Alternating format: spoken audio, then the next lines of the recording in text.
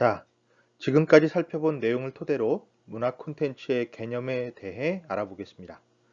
문화예술에 경제, 비즈니스 관점을 더한 것이 문화 콘텐츠 산업입니다. 그러니 결국 대중문화를 산업적 관점에서 접근하는 것이고요. 기존의 문화들은 생산에 대해서는 이야기하지 않고 천재가 만들어 놓은 어떤 문화를, 어떤 예술을 소비하는 부분에만 관심이 집중되었습니다. 그런데 이제는 문화를 생산하는 활동도 관심의 대상이 되고 있습니다. 이런 변화에 따라서 문화예술 텍스트, 작품은 그냥 상품이 아니라 문화 상품이 되었어요. 이게 굉장히 중요한 개념입니다. 문화 상품이란 용어는 문화예술 텍스트의 경제적 특성에 주목한다는 뜻이거든요. 문화 상품은 이런 특징을 가집니다. 첫째, 심미적 효용성. 문화 상품은 다른 상품과 다르게 아름다움이 굉장히 중요한 역할을 해요. 아름답지 않으면 안 됩니다. 일반적인 소비재는 기능만 좋다면 아름답지 않아도 구매해서 사용합니다. 물론 아름다우면 더 많이 팔리지만요. 문화예술은 아름다움이 더 강조됩니다. 이를 디자인과 연결해서 이야기하기도 하고요. 여기에서 조금 더 생각할 부분이 있습니다.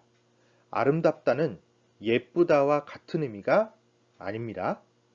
아름다움의 범주는 훨씬 넓고 깊어요. 이 부분을 설명하려면 한참 걸리니까 일단 넘어가겠습니다. 상황을 봐서 별도의 보충 자료를 만들어서 올리도록 할게요.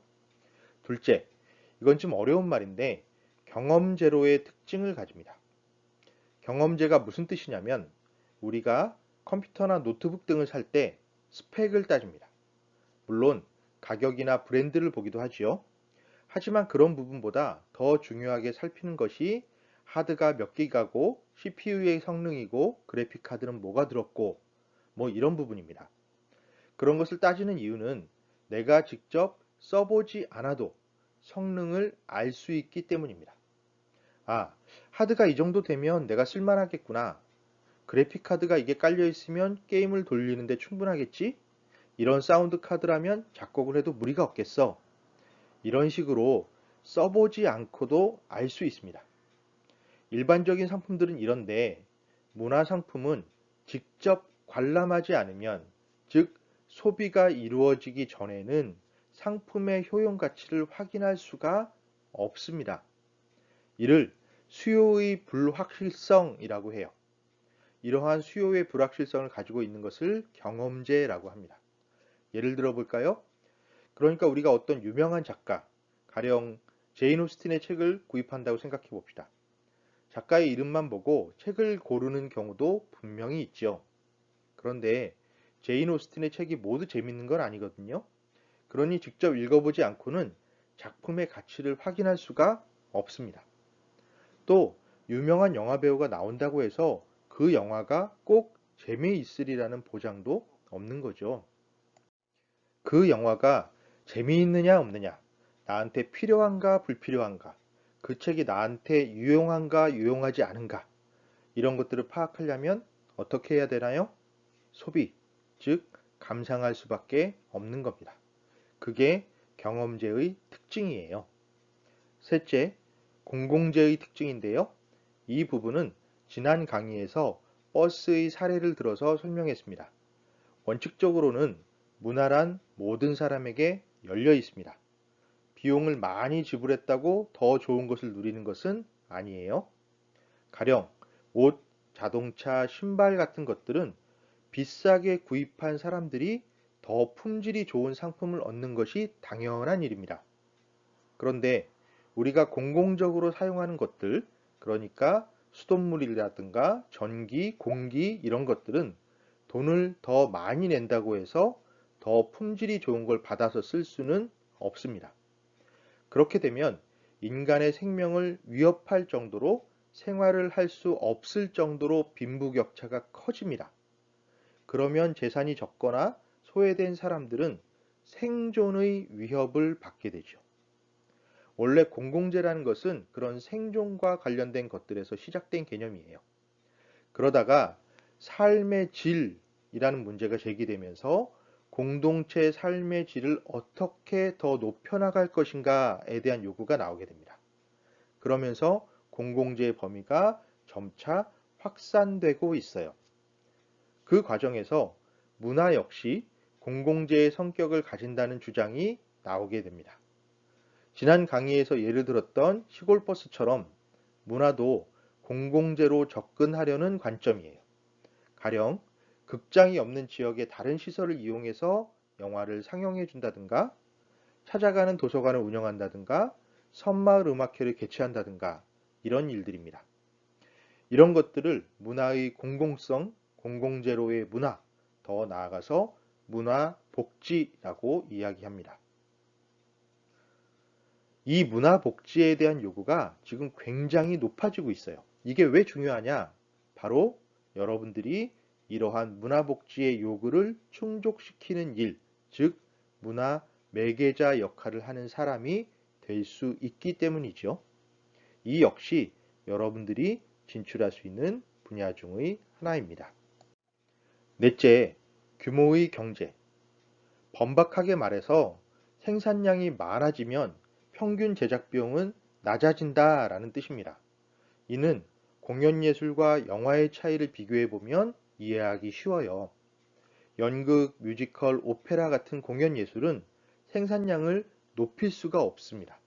왜냐하면 입장객의 수가 한정되어 있고 어떤 배우가 연기를 하느냐에 따라서, 그리고 어떤 회차를 관람하느냐에 따라서 그때그때 현장의 상황이 다르게 변하기 때문입니다. 무작정 여러 명의 배우를 기용해서 다양한 버전을 만든다고 해서 좋은 결과를 도출하는 것이 아니거든요. 그래서 뮤지컬 표는 영화 티켓에 비해서 비쌀 수밖에 없습니다. 생산량 자체가 적으니까요. 반면 영화는 한 작품을 여러 벌의 프린트로 만듭니다. 수백 수천 벌의 복사본을 가지고 전 세계에서 동시다발적으로 상영을 할 수가 있어요. 그러니까 영화 생산량은 늘어나게 됩니다. 여러 곳에서 이익이 발생하니까요. 영화 한 편당 제작비는 줄어드는 셈이죠. 바로 이 차이가 규모의 경제입니다.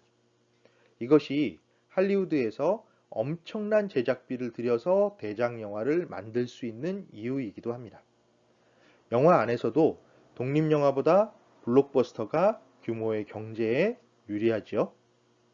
그래서 우리가 어떤 문화예술 분야의 저변을 넓히려면 무엇을 할 수 있느냐? 규모부터 키워야 됩니다. 가령 한국의 아이돌 음악을 발전시키려면 어떻게 하면 되느냐? 시장 규모를 키우면 돼요. 그러니까 한국에만 국한할 게 아니라 전 세계 팬들을 대상으로 하면 시장의 규모가 엄청나게 커지죠. 그러면 아이돌의 활동 영역도 넓어지고 관련 상품도 많이 만들 수 있습니다. 결과적으로는 소비자들에게 더 싼 비용으로 다양한 콘텐츠를 공급할 수 있는 겁니다. 자, 이제 문화 콘텐츠 산업이라는 용어를 살펴보겠습니다. 사실 이 말은 우리나라에서만 통용되는 콩글리시입니다. 다른 나라에서는 문화 콘텐츠 산업 혹은 컬처럴 콘텐츠 인더스트리 이런 말 안 썼어요. 왜 과거형이냐면 안 썼는데 우리가 이 말을 하도 반복해서 쓰다 보니까 다른 나라에서도 따라 쓰게 됐습니다. 그래서 요새는 컬처럴 콘텐츠 인더스트리라고 하면 문화산업 이렇게 대충 알아듣는 나라들이 제법 생겼습니다. 이렇게 계속 지속적으로 주장하는 게 중요합니다. 그러면 다른 나라는 문화 콘텐츠 대신 어떤 용어를 사용하는지 살펴봅시다. 우선 미국은 엔터테인먼트 인더스트리라고 합니다. 그만큼 미국의 문화산업은 엔터테인먼트 산업이 중심이 되어서 문화산업을 견인하고 있는 거죠. 대표적으로 브로드웨이 뮤지컬, 할리우드 영화 등이 여기에 해당하는 사례입니다. 그에 비해 영국은 굉장히 특징적인데 크리에이티브 인더스트리라고 해요. 중국도 비슷합니다. 창의 산업이라고 하거든요. 영국과 중국의 공통점은 뭘까요? 맞습니다. 문화적인 자산이 아주 풍부한 나라라는 점이죠. 자기들이 가지고 있는 문화자산이 많으니까 그것들을 적극적으로 활용해서 새로운 콘텐츠를 만들어내는 전략입니다. 그래서 창의성을 강조하는 것이죠.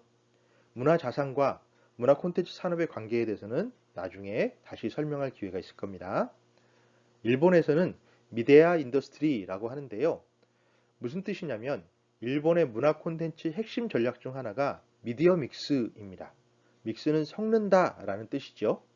개발 단계에서부터 여러 미디어에서 혼용할 수 있는 콘텐츠를 만들어냅니다. 특히 일본의 경우는 만화 산업이 중심이 됩니다. 우선 만화 잡지에 연재하는 것부터 시작하는데요. 연재하는 동안에는 작가가 또 출판사가 큰 이익을 내지는 못합니다. 그러다가 인기를 얻어 단행본을 출간하게 되면 그때부터 수익이 발생하는데요. 단행본이 3권, 4권 정도 자연스럽게 쌓이면 애니메이션으로 만들어집니다. 그런데 만화에서 애니메이션으로의 전환은 그리 어렵지 않겠지요. 왜냐하면 이미 캐릭터, 스토리, 작화 이런 것들을 갖추고 있으니까. 거기에 움직임만 부여하면 됩니다.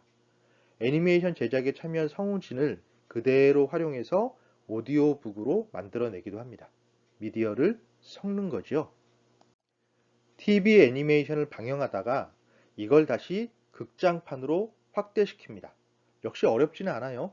나머지는 그대로 유지하고 작화, 음향, 특수효과 등의 퀄리티만 높이면 되니까요. 그리고 이것을 다시 게임으로 만들어냅니다. 마찬가지로 힘들지 않죠.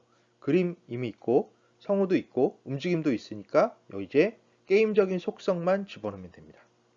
자, 이렇게 다양한 미디어들을 잘 섞어서 말 그대로 믹스해서 산업을 육성시키는 방법을 미디어 믹스 전략이라고 합니다.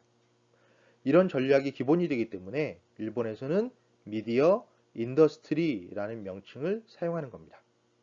자, 이처럼 문화 콘텐츠 산업 자체는 세계 어디서나 비슷비슷한데 그를 지칭하는 용어가 다르게 쓰이고 있는 겁니다. 다행스럽게도 우리나라는 1980년대 후반 정부 주도로 콘텐츠진흥원이라는 기관을 설립했고요. 그곳에서 콩글리시지만 문화 콘텐츠 산업이라는 개념을 만들었습니다. 새로 만들어진 용어니까 이게 제법 여러 군데에 적용할 수 있었단 말이죠. 그래서 다른 용어보다 문화 콘텐츠 산업이라는 말이 세계적으로 차츰차츰 쓰임새를 넓혀가고 있습니다. 아직 모든 국가에서 통용되는 것은 아니지만 범위가 넓어지고 있어요. 그래서 문화 콘텐츠는 문화적인 자산을 활용해서 만들어지는 것이고요. 이때 문화적 자산이라는 것은 인간의 감성, 창의성, 상상력 등을 의미합니다. 또 활용이라는 것은 경제적 가치를 창출하는 활동을 뜻합니다. 자, 이렇게 정리할 수 있겠습니다.